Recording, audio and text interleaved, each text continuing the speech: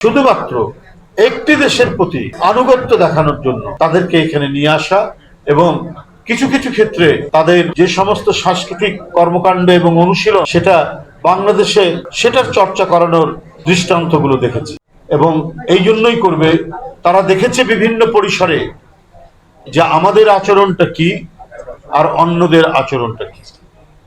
আওয়ামী লীগ যখন ক্ষমতায় ছিল তারা দেশটাকে আরেকটি দেশের সাংস্কৃতিক আগ্রাসনের মুখে ফেলে দিয়েছিল, অথবা তাদের সাংস্কৃতিক আগ্রাসনটাকে নিশ্চিত করার কাজগুলো তারা করেছে। আমরা দেখেছি প্রায় ভারত থেকে শিল্পীরা আসছে, ভারত থেকে বিভিন্ন সাংস্কৃতিক ব্যক্তিত্বরা আসছে, তাদের দিয়ে নানা অনুষ্ঠান আয়োজন চলছে, আরবি স্টেডিয়াম থেকে শুরু করে সব জায়গায় আপনার কলকাতা বোম্বের সব সুপারস্টারদের দিয়ে এখানে একের পর এক অনুষ্ঠান করা হচ্ছে। অন্যান্য দেশের যে শিল্পী কুশলীরা যে আসতে পারবে না তা নয়, কিন্তু শুধুমাত্র একটি দেশের প্রতি আনুগত্য দেখানোর জন্য তাদেরকে এখানে নিয়ে আসা এবং কিছু কিছু ক্ষেত্রে তাদের যে সমস্ত সাংস্কৃতিক কর্মকাণ্ড এবং অনুশীলন সেটা বাংলাদেশে সেটার চর্চা করানোর আমরা দৃষ্টান্তগুলো দেখেছি। কারণ যে বাংলাদেশ যেন তাদের একটা অনুষঙ্গ হতে পারে, তাদের যেন একটা অংশ হতে পারে, পার্শ্ববর্তী দেশের তাদের যে সাংস্কৃতিক অ্যাক্টিভিটিস তার যেন অংশ হতে পারে, এই কাজটাই তারা করেছে। 5ই আগস্ট ঘটল, আমরা আবার নানা ধরনের শক্তির উত্থান দেখলাম এবং অনেকেই এই উত্থানে গণতন্ত্রের জন্য লড়াই করেছেন, কিন্তু এর মধ্যেও আমরা দেখেছি কিছুটা সূক্ষ্ম পার্থক্য। আপনারা লক্ষ্য করবেন গণতান্ত্রিক সংগ্রামে ছিলেন, কিন্তু তাদেরকে মনে হচ্ছে তারা আরেকটি সংস্কৃতি আমদানি করে কাউন্টার করতে চান পার্শ্ববর্তী দেশের ভারতে। তারা এখানে কাওয়ালি নিয়ে আসছেন, তারা এখানে আরেক দেশের সব ইয়েগুলো শিল্পী কুশলীদের নিয়ে আসছেন। তো ফলে আমার কাছে যেটা মনে হয়েছে বা আপনাদের কাছেই মনে হবে যে একটা মানে যারাই করছেন শেখ হাসিনার আমল, তারা এক ধরনের সাংস্কৃতিক আধিপত্যকে আমন্ত্রণ জানিয়েছেন, আবার আরেকটি পক্ষ আরেকটি সাংস্কৃতিক আধিপত্যকে এখানে প্রতিষ্ঠা করতে চায়। কিন্তু একই সময় আপনি দেখবেন 16ই ডিসেম্বরে গত বছর বাংলাদেশে মানিক মিয়া এভিনিউতে অনুষ্ঠান করেছে। তাহলে পার্থক্যটা কি? পার্থক্য হচ্ছে এটাই যে বিএনপি বাংলাদেশের যে মৃত্তিকা, পলিমাটি এবং লাল মাটির সৌরভের যে মৃত্তিকা, এই মৃত্তিকা মিশ্রিত যে আমাদের রাজনৈতিক ফিলোসফি, আমাদের সংস্কৃতির ভিত্তি, সেটাকেই সে চর্চা করে এবং এগুলো মানুষ আস্তে আস্তে আরো জানবে। তখন বুঝবে আমাদের সাথে আওয়ামী লীগের কেন পার্থক্য, আমাদের সাথে জামাতের কি পার্থক্য। তারা ইসলাম প্রচার করতে চায়, আর আমরা বলি এটা তো মুসলিম সংখ্যাগরিষ্ঠ দেশ, এখানে 1000 বছর আগে, 800 বছর আগে, 900 বছর আগে আমাদের সুফি সাধকরা এখানে ইসলাম প্রচার করেছেন। হযরত শাহজালাল শুয়ে আছেন সিলেটে, হযরত শাহ মখদুম শুয়ে আছেন রাজশাহীতে, হযরত শাহ সুলতান আছেন বগুড়ায়, খান জাহান আলী আছেন খুলনায়।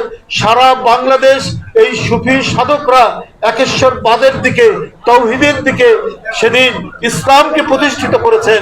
আবার নতুন করে আপনারা কি করবেন ভাই? কোন ইসলাম প্রচার করবেন? মানুষ যে ইসলাম আমাদের সুফি সাধকরা অনেক সংগ্রাম করে, অনেক মানব সেবা করে তারা প্রতিষ্ঠিত করেছেন, সেই ইসলামের উপরেই তো বাংলাদেশ দাঁড়িয়ে আছে। আপনারা আবার কোন ইসলাম প্রতিষ্ঠা করতে চান? আপনারা ইসলাম প্রতিষ্ঠা করবেন না মওদুদি তন্ত্র প্রতিষ্ঠা করবেন, এইটাও কিন্তু মানুষ ভাবছে এবং এটা নিয়েও মানুষের কথা বলার আছে।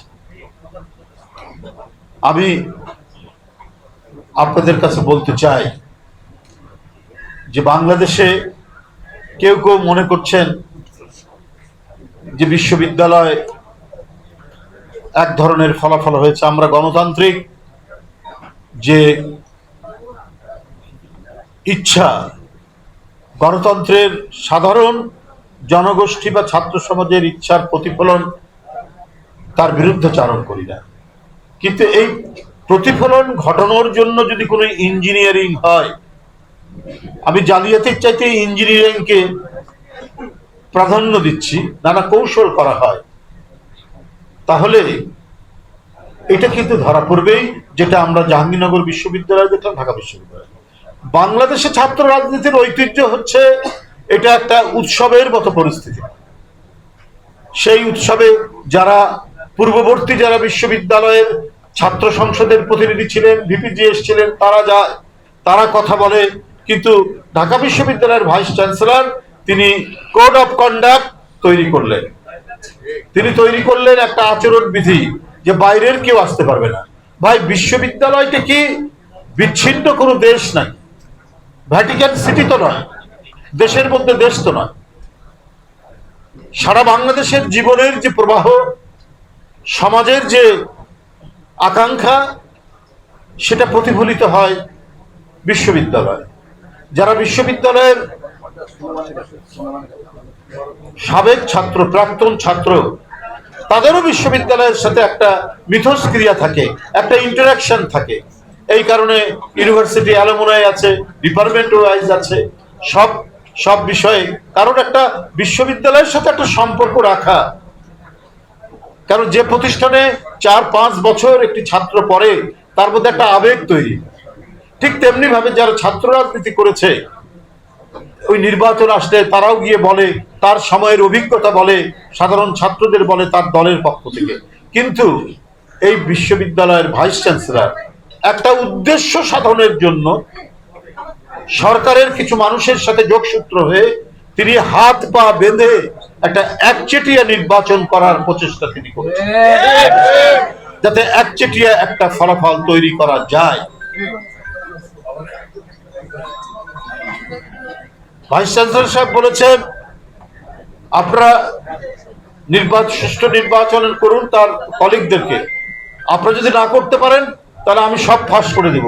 আপনি কি ফাঁস করবেন? কি গোপন রেখেছেন?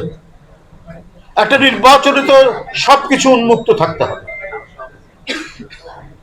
কাকে কত টাকা আপনি ঘুষ দিয়েছেন কিনা এই সন্দেহ তো মানুষ করতেই পারে। আপনি ঘুষ দিয়ে মুখ বন্ধ রাখার চেষ্টা করেছেন, না হলে কথা আপনি বলবেন কেন যে আমি সব ফাঁস করে দিব?